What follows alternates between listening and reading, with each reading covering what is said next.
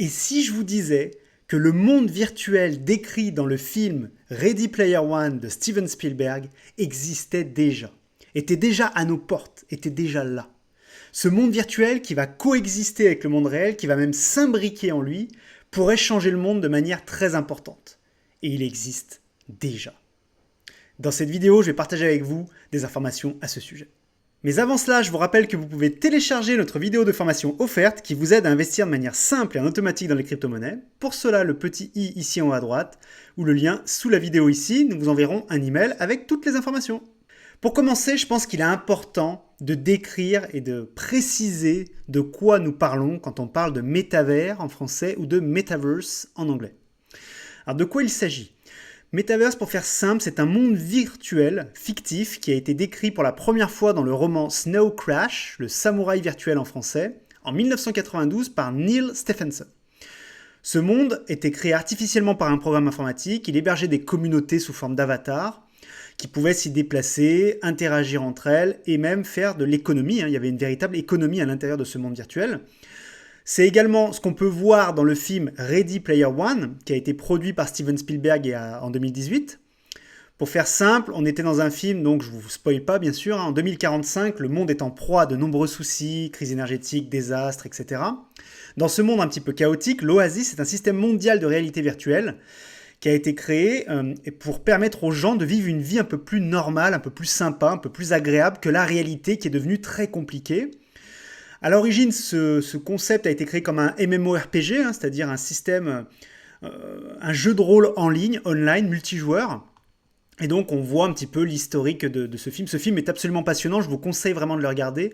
Vous allez comprendre énormément de choses sur la réalité virtuelle, sur les mondes virtuels, et vous allez voir que ces mondes virtuels ne sont pas si virtuels que ça, et qu'en fait, ils sont très importants. Ils sont en train de s'imbriquer progressivement dans la société française, américaine et mondiale, et il va falloir vivre avec. Et d'ailleurs, c'est ce que je vous dis dans cette vidéo, vous allez comprendre que ça existe déjà et que ce n'est plus qu'une question de temps avant que nous ayons chacun nos vies, une sur la partie réelle, actuelle, et une dans le monde virtuel entre guillemets, parce qu'en fait vous verrez qu'il n'y a pas grand chose de virtuel en réalité.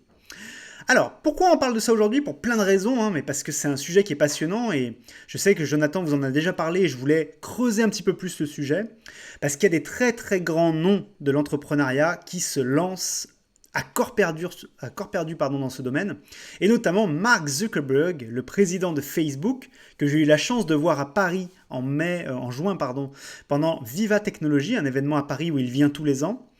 Et donc, il a parlé de pas mal de choses, et notamment du fait que Facebook investissait massivement pour créer un metaverse, donc un monde virtuel, que vous allez pouvoir accéder sur toutes les plateformes de Facebook, donc Facebook, Instagram, WhatsApp, les lunettes de réalité virtuelle Oculus, tout ce qui appartient à Facebook, finalement. Le concept est très simple, vous allez pouvoir créer des avatars directement liés à vos comptes Facebook, et vous allez pouvoir interagir avec les autres dans un monde virtuel créé par Facebook. Alors, ce qui est intéressant aussi dans les mondes virtuels, c'est que souvent, quelqu'un peut le lancer, une entreprise peut le lancer, mais après, plein d'autres gens ont une certaine forme de liberté pour pouvoir créer des choses à l'intérieur. On va le voir un petit peu plus tard dans la vidéo tout à l'heure, quand on va parler de Decentraland notamment, ou de Epic Games. Mais vous verrez que c'est assez passionnant, et donc, Zuckerberg explique qu'il travaille de manière importante à ce sujet. D'ailleurs, il y a une équipe dédiée à ce domaine ici à Paris, ici en France, dans le célèbre Station F, qui est un endroit exceptionnel pour les startups et les entreprises du monde entier. Et cet endroit, il y a une équipe dédiée à la réalité virtuelle et à l'intelligence artificielle qui est pilotée directement par les équipes américaines, mais qui a une certaine autonomie. Et c'est un projet assez fabuleux. Alors d'ailleurs, on peut se poser la question, qu'est-ce que vient faire Zuckerberg là-dedans ? Je vais vous montrer une petite interview, un morceau d'interview qu'il a donné justement quand il était à Vivatech Paris. C'est très intéressant.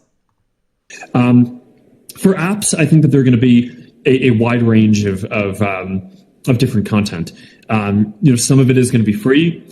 Some of it is going to be paid, where you pay up front. Some of it will be a subscription. A lot of these things, I think, will allow for commerce around digital goods within the apps. So if you think about some of these metaverse experiences that I'm talking about, I mean, a lot of this, we and other developers are probably going to want to make getting into those worlds free, but then make it so that people can buy different goods within them. And Voilà, ce que dit Mark Zuckerberg, c'est très simple, il est en train de parler, hein. C'est très intéressant cette discussion qu'il a avec Maurice Lévy pendant la conférence Vivatech. Il explique qu'ils sont en train de créer des métaverses et que d'autres que Facebook créent des métaverses d'ailleurs, et que ces métaverses vont changer le monde et vont pouvoir nous permettre de faire du shopping, nous permettre d'échanger avec les gens, nous permettre de travailler, nous permettre de vivre une vie différente de celle à laquelle nous sommes habitués, et surtout, aussi et surtout, à acheter des choses ou à avoir des expériences que nous ne pourrions pas avoir dans la vie réelle. Je vous donne un exemple. Imaginez, vous êtes smicard. Je l'ai été pendant de nombreuses années. Je sais ce que c'est d'être smicard, hein, voilà, de gagner très peu sa vie, de gagner juste ce qu'il faut pour vivre, on va dire. Parfois, c'est un peu difficile. Et bien, imaginez un smicard, il va jamais pouvoir se payer certaines choses.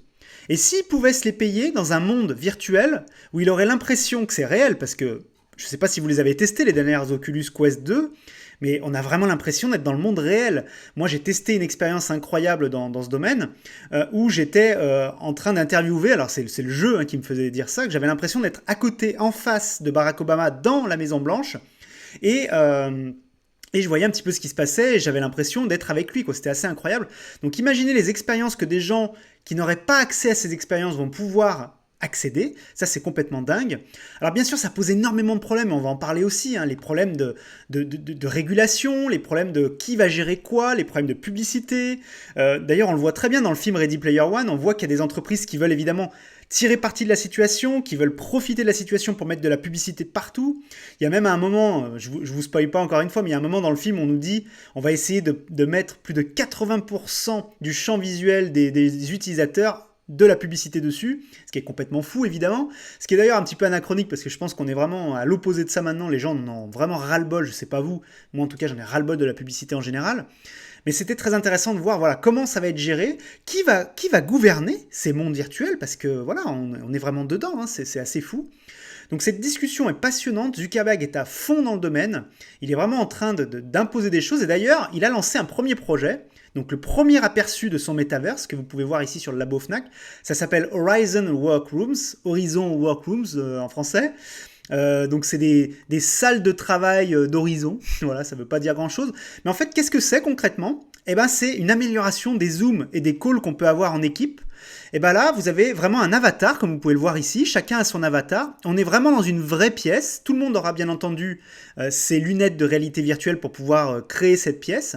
Et donc, vous allez avoir l'impression de parler à quelqu'un, de discuter, etc., même si vous parlez qu'à un avatar. Et ça, j'ai trouvé ça extrêmement intéressant. On voit d'ailleurs qu'on peut même travailler. Vous voyez, là, vous avez votre bureau de travail est répliqué dans le monde virtuel, dans vos lunettes, dans votre casque de réalité virtuelle. Donc c'est assez fou. J'ai vu qu'on pouvait utiliser un tableau blanc, j'ai vu qu'on pouvait faire vraiment des choses incroyables, on pouvait faire des présentations, etc. Enfin, c'est un concept qui est assez fou. On va mettre quelques secondes de la vidéo là. Vous voyez, vous mettez les lunettes et ensuite vous allez voir un petit peu ce qui se passe. C'est assez dingue. C'est vraiment dingue ce qui se passe.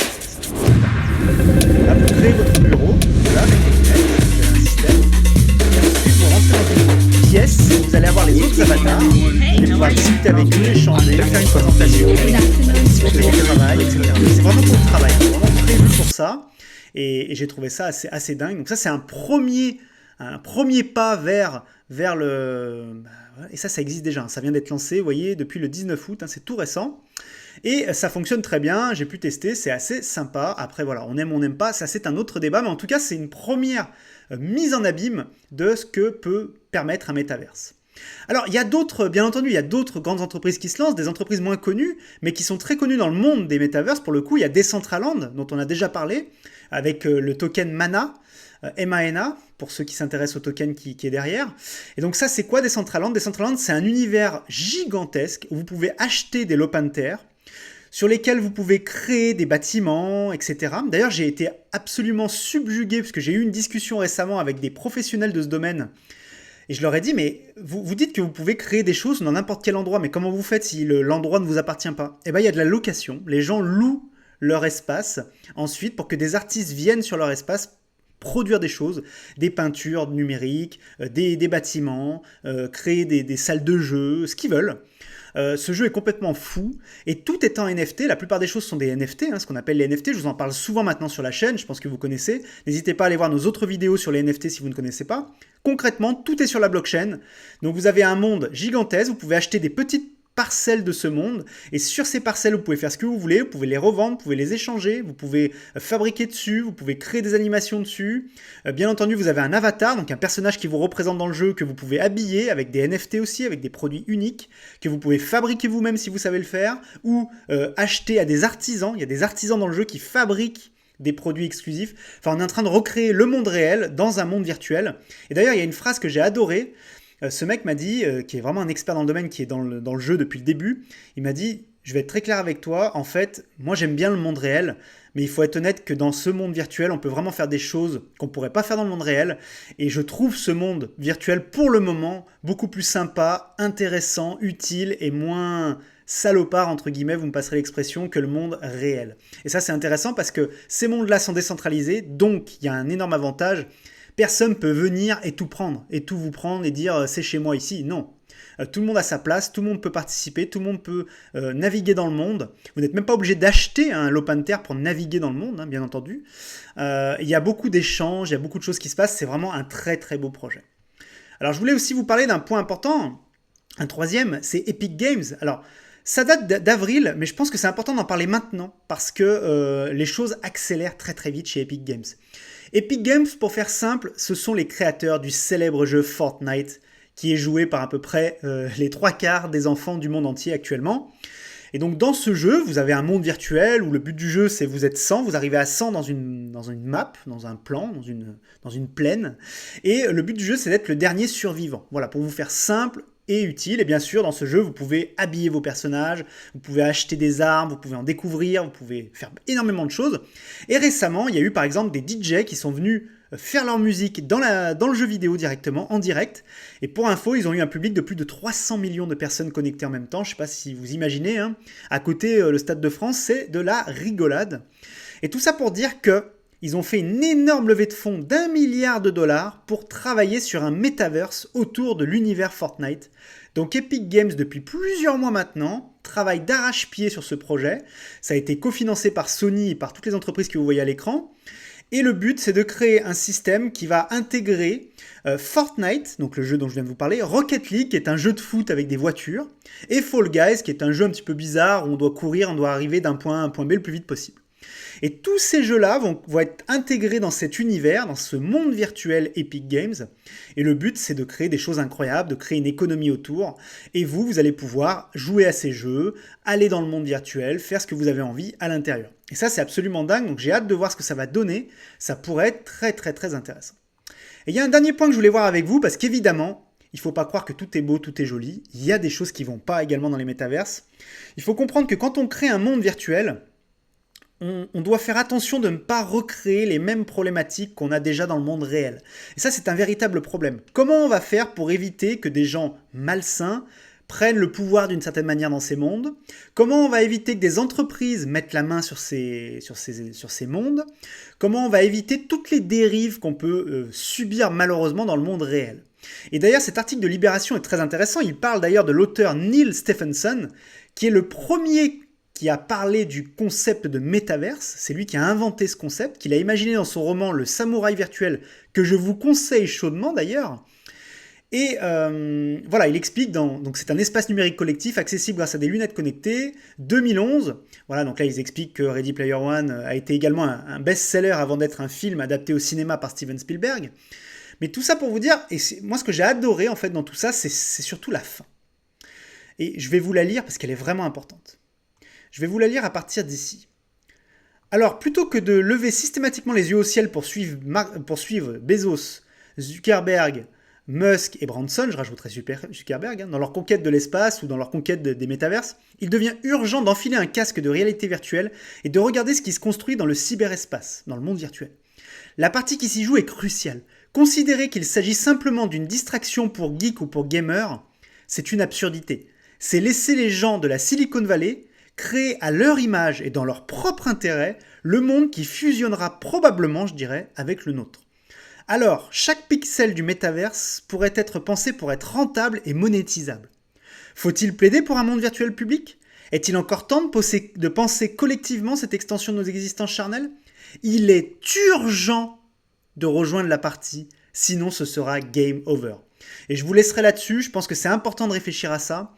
Est-ce qu'on va laisser ces mondes virtuels aux mêmes entreprises, aux mêmes dirigeants, aux mêmes gens qui ont littéralement foutu le bordel dans le monde réel? C'est la question que je et que vous devez vous poser maintenant. Merci à vous et à très vite.